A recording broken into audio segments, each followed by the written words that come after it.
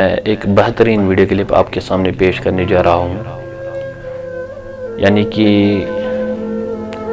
जो शख्स किसी मोमिन की ग़ीबत करता है तो अगर वो तौबा करने से पहले मर जाएगा तो उसका हाल क्या होगा।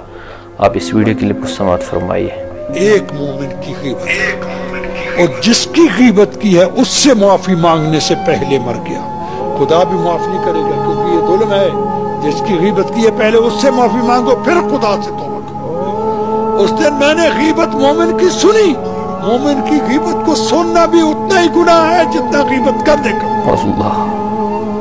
मैंने उस दिन ग़ीबत की, उस दिन सुनी। जो ग़ीबत करता है या सुनता है अगर तौबा से पहले मर गया, क़यामत के दिन उसको ज़िना से बदतर सजा दी जाएगी। अस्तग़फिरुल्लाह,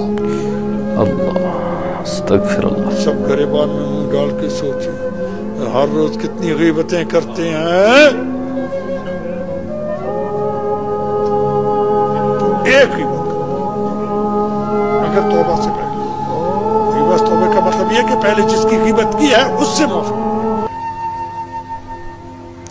याद रखिए, मोमिन की ग़ीबत करना ज़िना से बदतरीन गुनाह है, इसलिए ग़ीबत से बच के रहना और दूसरों को भी बचाना तो हमारे लिए इसी में कामयाबी और कामरानी है। अस्सलामु अलैकुम।